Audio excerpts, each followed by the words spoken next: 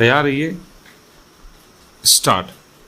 सीमावर्ती क्षेत्रों में शांति और स्थिरता की वकालत करने से संबंधित प्रधानमंत्री नरेंद्र मोदी के बयान के दूसरे दिन ही चीन ने भारत विरोधी कदम उठाकर यह संकेत दे दिया है कि वह अपनी चालबाजियों से बाज आने वाला नहीं है। स्टॉप। पहला कदम उसने पाकिस्तान में परमाणु बिजली संयंत्र बनाने के लिए समझौता करके उठाया है।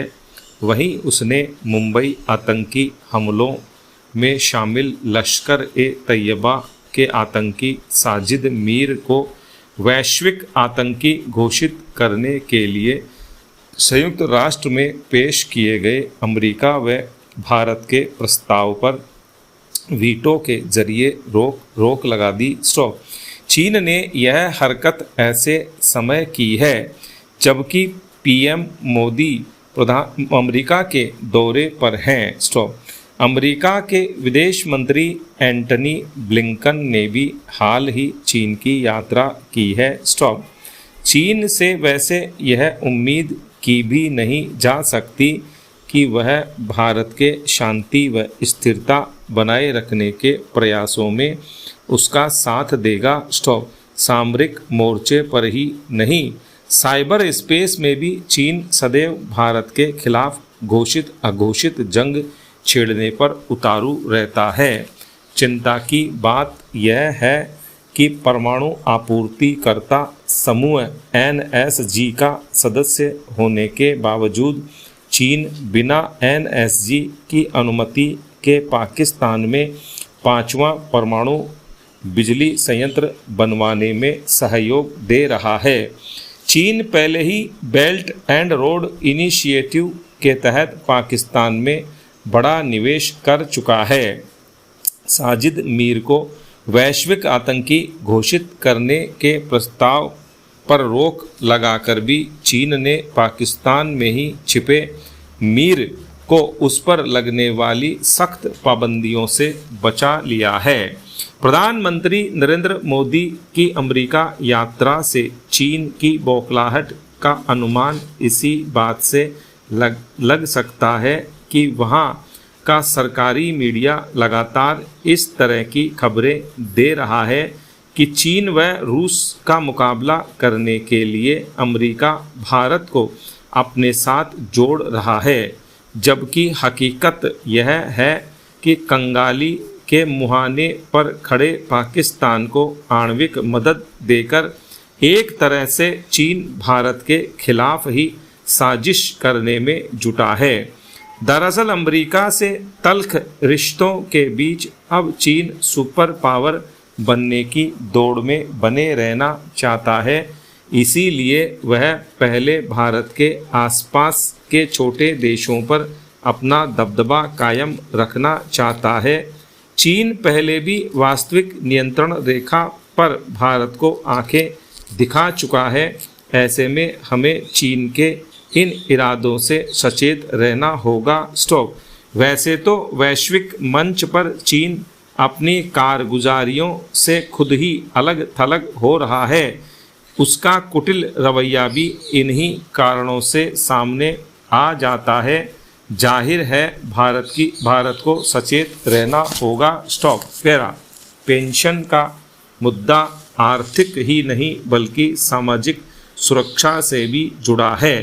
इसीलिए राजस्थान सरकार ने जब अपने कार्मिकों के लिए पुरानी पेंशन योजना OPS लागू करने का ऐलान किया तो कर्मचारी वर्ग ने इसका भरपूर स्वागत किया था।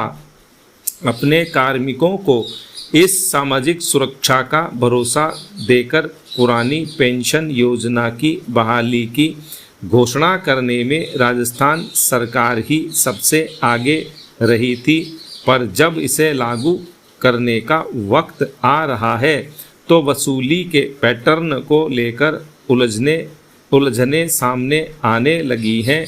खास तौर से बोर्ड, निगम व विश्वविद्यालयों के कर्मचारियों के सामने विकल्प देते समय ही एनपीएस का अंशदान ब्याज सहित वापस मांगने के मसले पर स्टॉप।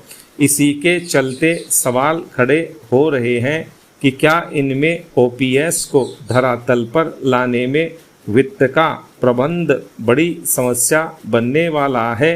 इसकी वजह यह है कि सरकार चाहती है कि पुरानी पेंशन का लाभ लेने से पहले ही कर्मचारी 15 जुलाई से पहले सरकार के अंशदान का 12% ब्याज सहित जमा करवा दे।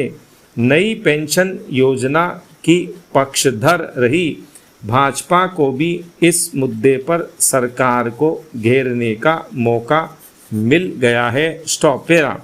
दरअसल लोक लुभावन घोषणा को अमल में लाने के लिए राजस्थान सरकार तय ही नहीं कर पा रही है कि वह अपनी ओर से जमा करवाया गया अंशदान किस तरह से वापस ले। स्टॉप।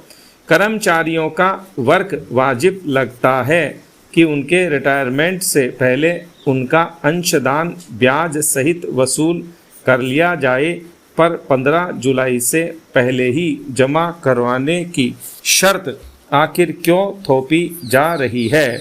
यह इसलिए भी कि जब कर्मचारियों का पैसा सरकार के पास जमा है और वह सेवानिवृत्ति पर उन्हें ही मिलेगा, उससे पहले कर्मचारी क्या कर्ज लेकर अंशदान ब्याज सहित जमा कराएगा? ओपीएस लागू करने वाले हिमाचल प्रदेश व छत्तीसगढ़ में कार्मिकों से सेवानिवृत्ति से पहले अंशदान जमा करने का शपथ पत्र लिया जा रहा है। ऐसा ही फार्मूला भला राजस्थान में लागू क्यों नहीं किया जा सकता? दूसरा पहलू यह है कि इस मामले में जब बोर्ड, निगम, निकायों व विश्वविद्यालयों की यह जिम्मेदारी है तो कार्मिकों को बाध्य क्यों किया जा रहा है? स्टॉप। यह बात और है कि केंद्र सरकार राज्यों को एनपीएस के तहत जमा राशि वापस न करने का दो टूक दबाव दे चुकी है। कर्मचारियों की सबसे बड़ी चिंता गुजर बसर की ही है। सरकार को ओपीएस के मसले पर कर्मचारी संगठनों को भरोसे में लेकर समाधान खोजना चाहिए। स्टॉप।